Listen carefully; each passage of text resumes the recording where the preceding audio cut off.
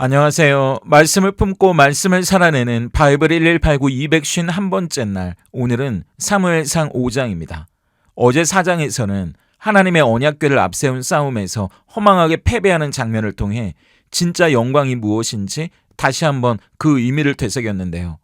오늘 5장은 사람들의 눈엔 하나님의 영광이 떠난 것처럼 보였던 그 이가봇의 자리에서 하나님이 어떻게 자신의 영광을 홀로 지켜내시는지, 그리고 누구의 도움 없이도 스스로 승리하시는 모습을 보여줍니다. 그래서 우리가 실패했다고 해서 하나님이 실패한 게 아니라는 것, 오히려 우리의 실패를 통해서 하나님이 어떻게 그 영광을 드러내시는지를 보여줍니다. 먼저 1절부터 5절까지는 이방의 신 다곤의 목을 꺾으시는 하나님인데요.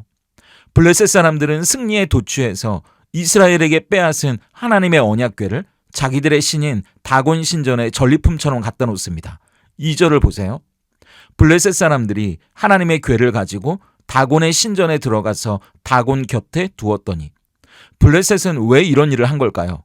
우리 신이 너희 신을 이겼다는 거죠. 그러니까 너희가 섬기던 신은 이제 우리 신의 부하가 되었다는 조롱과 멸시의 표현입니다.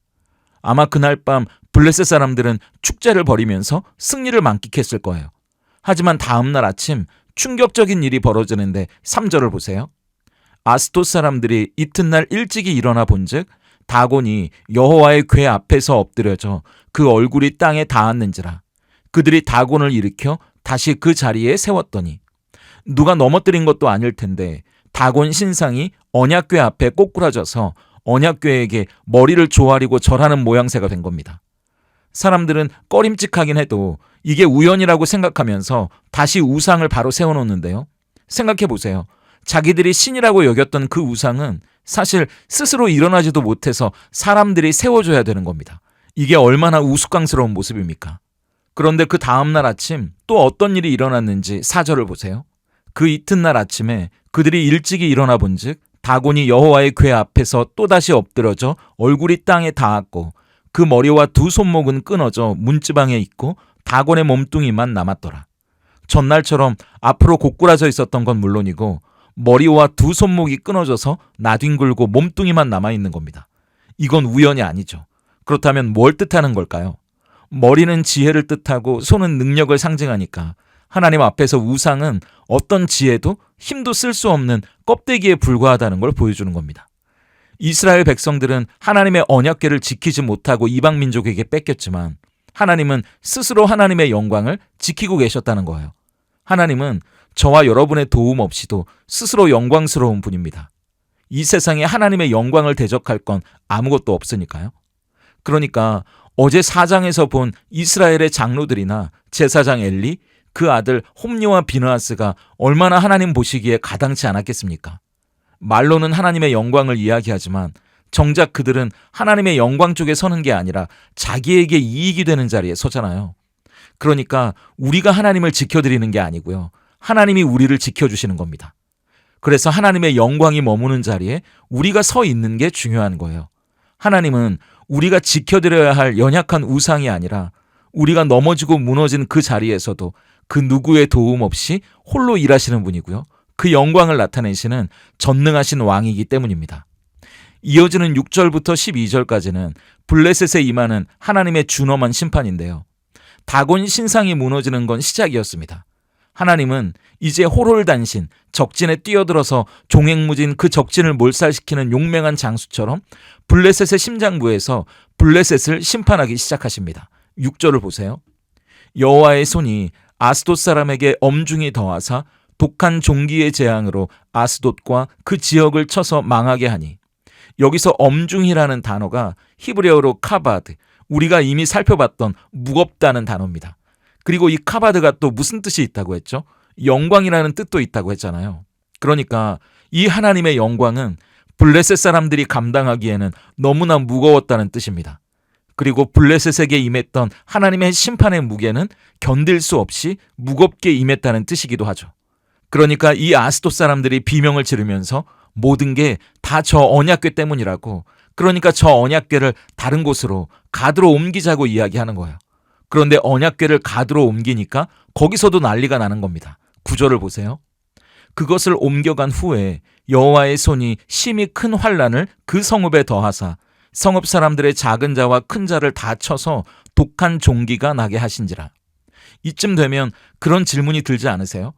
도대체 블레셋은 어쩌자고, 왜 이 언약궤를 자기 나라에 가져갈 생각을 한 걸까 하고요. 몇 가지 이유가 있었을 텐데요. 먼저 자기의 승리를 과시하고 싶은 마음이었을 거예요. 이스라엘이 섬기는 신 여호와보다 자기들이 섬기는 신 다곤이 한 수 위라는 걸 보여주고 싶은 마음이었겠죠. 그리고 다곤도 힘이 센 신인데 사실 이스라엘의 하나님 여호와에 대한 소문은 가나안 인근에 엄청나게 퍼져 있었다는 걸 우린 성경을 통해서 알고 있지 않습니까? 그러니까 다곤도 힘이 세지만 거기다 여호와라는 신까지 우리 신전에 모셔두면 복을 2배로 받을 거라는 세상적인 계산도 있었을 거예요. 우리도 왜 만화나 코미디 프로그램을 보면 뭔가 어려운 일을 당했을 때 하나님뿐만 아니라 온갖 세상의 우상들을 다 불러서 도와달라고 하는 것처럼 말이죠. 하지만 하나님은 사람들에게 이용당하시는 분이 아니잖아요. 적당히 비위를 맞춰주면서 세상도 섬기고 하나님도 섬기면서 그렇게 대할 분이 아니라는 겁니다. 하나님은 거룩하신 분이기 때문에 세상과 겸해서 섬길 수도 없고 죄악된 우상과 함께 계실 수 있는 분도 아니죠. 그래서 블레셋 땅에 하나님의 언약궤가 머무는 곳마다 재앙과 심판이 임하게 되는 겁니다. 그러니까 처음에는 우리가 이겼다면서 승리를 과시하고 이 언약궤를 통해 뭔가 덕을 볼 수 있을 거라고 언약궤를 유치하려던 지방자치단체마다 그 언약궤가 자기 동네로 들어오는 걸 결사반대하기 시작하는 겁니다. 11절과 12절을 보세요. 이에 사람을 보내어 블레셋 모든 방백을 모으고 이르되 이스라엘 신의 궤를 보내어 그 있던 곳으로 돌아가게 하고 우리와 우리 백성이 죽임을 면하게 하자 하니 이는 온 성읍이 사망의 환난을 당함이라. 거기서 하나님의 손이 엄중하심으로 죽지 아니한 사람들은 독한 종기로 치심을 당해 성읍의 부르짖음이 하늘에 사무쳤더라. 이 블레셋에 임하는 심판을 보면서 어디서 본 듯한 기시감이 느껴지지 않으세요? 이스라엘이 출애굽했을 때 애굽에 내렸던 10가지 재앙과 겹쳐 보이는 겁니다. 하나님은 이스라엘 군대의 칼을 한 번도 빌리지 않으시고 어떤 사람의 도움도 받지 않으신 채 아스돗, 가드, 에그론, 이 블레셋의 도시들을 초토화시키면서 우상 다곤이 아니라 이스라엘의 하나님 여호와만이 진짜 하나님이시라는 걸 만천하에 드러내시는 겁니다. 그렇다면 오늘 이 사무엘 5장이 던지는 질문 앞에서 우린 어떻게 삶으로 대답할 수 있을까요? 첫 번째 질문은 내 마음의 성전에 다곤과 하나님을 함께 두고 있지는 않습니까? 예요. 블레셋 사람들은 언약궤를 우상 다곤 곁에 두고 다곤 덕도 보고 언약궤 덕도 보려고 했잖아요. 이걸 우리는 혼합주의라고 부릅니다.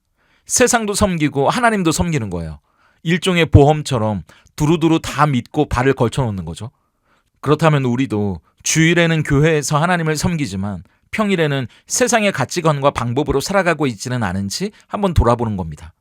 직장에서 성공하기 위해 때로는 거짓말도 필요하다고, 경쟁에서 이기려면 수단과 방법을 가리지 말아야 한다고 합리화하고 있지는 않은지도 돌아보는 거죠. 하나님을 믿으면서 주식 투자 정보를 얻기 위해 점집을 찾아가는 분이 있고요. 어떤 분은 교회에서는 11조를 드리지만 사업장에서는 탈세나 뇌물이 당연하다고 생각하기도 합니다.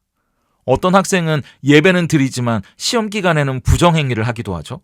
이런 것들이 다 하나님을 다곤 옆에 함께 모시는 불경스러운 일과 같고요. 하나님을 가볍게 여기는 잘못입니다. 우리가 하나님과 세상을 동시에 섬기려고 할 때 결국 우리는 하나님을 우리 필요를 채워주는 도구로 전락시키는 거죠. 그렇기 때문에 내 마음의 성전을 한번 점검해 보세요. 혹시 하나님 외에 다른 것들이 하나님과 동등한 자리를 차지하고 있지는 않은지 말이죠. 오늘 내 안에 여전히 서 있는 다곤이 뭔지 한번 점검해 보시고요. 하나님과 다곤을 겸하여 섬기는 게 아니라 하나님만 나의 왕으로 모시는 거룩한 결단이 있기를 소망합니다. 두 번째 질문은 나의 실패가 하나님의 실패라고 착각하고 있지는 않습니까? 예요. 4장에서 언약궤를 뺏겼을 때 이스라엘은 이가봇, 영광이 우리에게서 떠났다고, 이제 우린 끝났다고 절망했잖아요. 하지만 5장에서 하나님은 오히려 이제 시작이라고 하나님의 영광을 보여주십니다. 우리는 내 계획대로 안 되면 하나님을 원망하죠. 입시에 실패하고 취업이 안 되고 병에 걸리거나 사업이 어려워지면 하나님이 무능하신 게 아니냐고, 나를 버리신 건 아니냐고 생각하잖아요. 하지만 우리가 바닥을 치는 그 순간에도 하나님은 일하고 계십니다. 지금 어떤 분들은 적진에 홀로 떨어진 언약궤 같은 상황을 지나고 계시는 분도 있을 겁니다. 사방이 적으로 둘러싸여 있고 아무도 도와줄 사람이 없는 것 같아도 하지만 두려워하지 마세요. 그곳이 기적의 현장이 될 수도 있습니다. 내가 싸워서 이기는 게 아니고요. 하나님이 싸워서 이긴 승리를 우리에게 주실 거예요. 낙심의 자리에서 눈을 들어 결코 세상에 지지 않고 당신의 뜻을 나타내시는 하나님을 바라볼 수 있다면 좋겠습니다. 이제 다음 주는 설 연휴가 될 텐데요. 월, 화, 수, 명절 연휴 쉼과 충전의 시간 보내시고 목요일 사무엘상 6장으로 함께 하겠습니다. 함께 기도하겠습니다. 실패의 자리에서도 승리를 만들어내시는 만군의 여호와 하나님 감사합니다. 패배의 잿더미 속에서도 홀로 영광을 받으시는 하나님의 위대하심을 보게 하시니 감사합니다. 눈에 보이는 상황만 보고 하나님이 졌다고, 내가 망했다고 쉽게 낙심하고 절망했던 우리이지는 않았는지 돌아봅니다. 이스라엘 백성처럼 하나님을 내 성공의 도구로만 여기고 블레셋 사람들처럼 하나님을 다곤 신상 곁에 두고 양쪽의 유익을 다 누리려 했던 혼합주의와 불신앙의 모습은 버리게 하시옵소서. 우리 마음속에도 여전히 살아서 주인 노릇하는 다곤들이 있습니다. 돈이라는 다곤, 자존심이라는 다곤, 자녀라는 다곤, 쾌락이라는 다곤들이 하나님의 자리를 훔치고 있음을 고백합니다. 오늘 주님의 강한 손으로 우리 안에 모든 우상을 쳐서 무너뜨려 주시옵소서. 다곤의 머리와 손목을 끊으시고 오직 예수님만이 우리 마음의 보좌에 앉아 다스려 주시옵소서. 지금 실패감과 두려움 속에 마치 적진에 홀로 남겨진 것 같은 외로움 가운데 계신 성도님들이 있다면 우리가 멈춘 그 자리에서 하나님은 여전히 일하고 계심을 신뢰하며 다시 일어서게 하시옵소서. 예수님의 이름으로 기도드립니다. 아멘.